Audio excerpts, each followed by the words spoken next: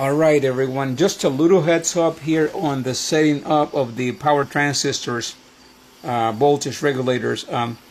These guys need to be placed correctly, and they're not identical transistor. They're not identical voltage regulators. So you really have to be careful by verifying that the number, which is unique for each one of them, goes in the position where it's indicated.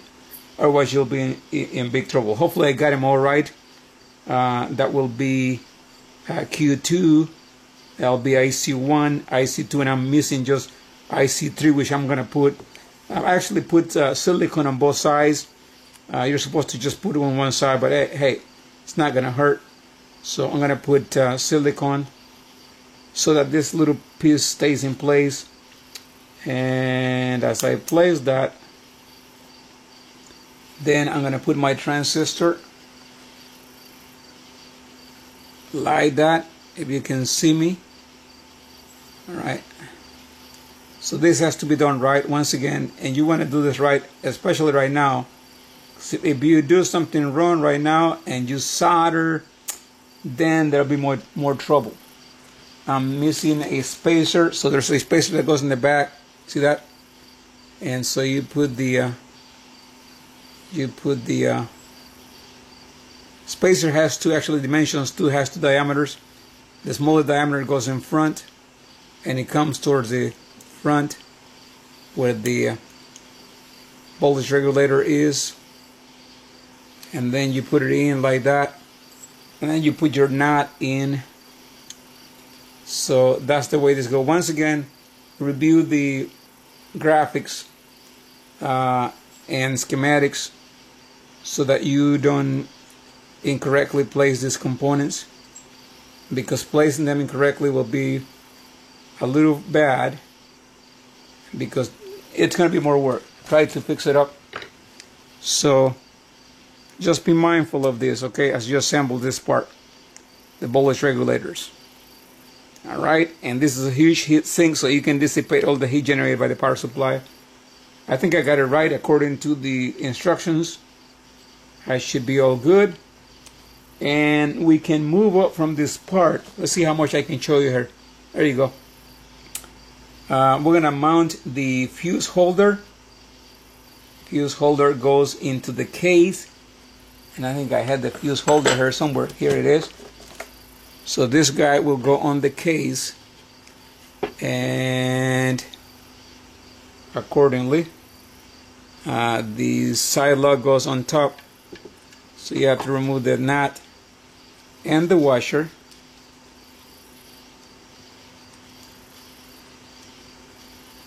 And put the fuse holder.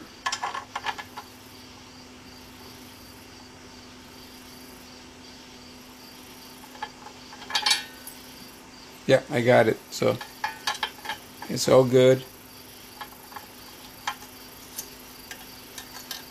So placing the fuse holder, if you can see me there, the lug towards the upper part of the case.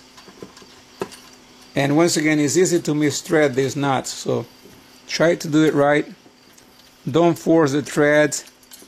Forcing the thread will hurt the part, and you're probably gonna have to find another part. So easy on the threads. That's what I'm trying to do. And there it goes. Not quiet. It's a plastic part, so one that really can be damaged as you assemble it. It's not going in. One more side. Try the other side. Anyways, after this, there's also another strain relief that goes underneath, which I'm gonna assemble. Oops, got in trouble myself a little bit here, sorry. Let me pull it back. Oh boy.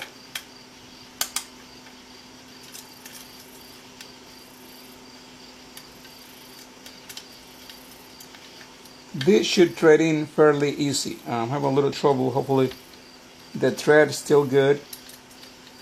but it shouldn't be that hard to thread it in.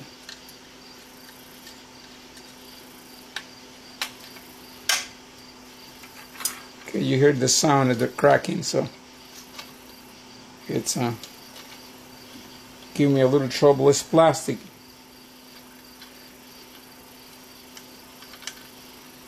And it should not be that complicated, but it is giving me trouble.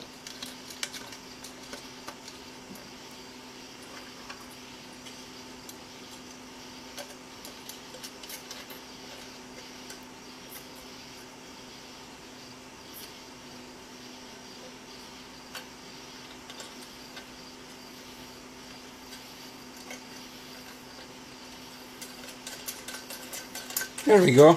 I got it. It's all in place, and the lug goes on top just like that. And you can use a little wrench to tighten this in, not to the point of breaking it. You don't want that. You just want this to be stable like that, right? Stable. Right, so that should be pretty good. What else is going on here? I'm on page number 6. Once again, you can follow the instructions and also watch the videos if you need to do that. We got quite a bit to complete. Hopefully I'll be able to give you some shots and some video on that. What else we got? Mount the fuse holder. We got that. So what else do we got? Alright, the line cord needs to go in. So let's get the line cord right there. And this one should be ready to rock and roll. And what you're going to do is, according to the instructions, separate these wires. You want to separate them all three. Okay. And there is actually a strain relief that comes with this. So how much wire we need? We need about 3 inches. We need about 3 inches inside. Approximately 3 inches. It's better to leave a little more. Okay, so I'm going to put the strain relief at some point. You need to use a locking mechanism here to do this, such as my fingers, or even a set of pliers is probably what we need. I'm not sure if you're able to see or not, but let me see if my pliers can be used here. I need a bigger plier than this, so but I'll give it a shot. Make sure you use a larger plier, right, to set this up.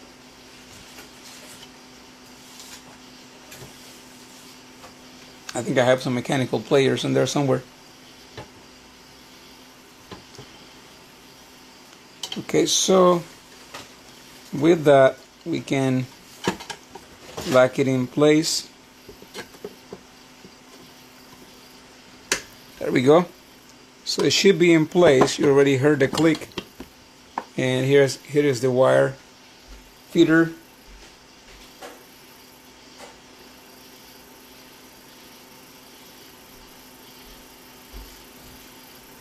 And we really needed more wire than this.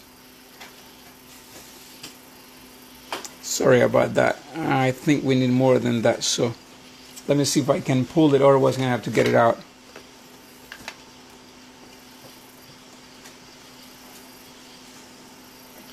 Yep, so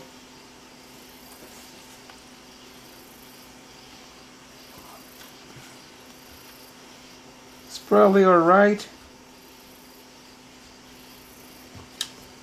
So we got the incoming wire right there. So I'm gonna stop here for a little bit, and I'm gonna come back with you.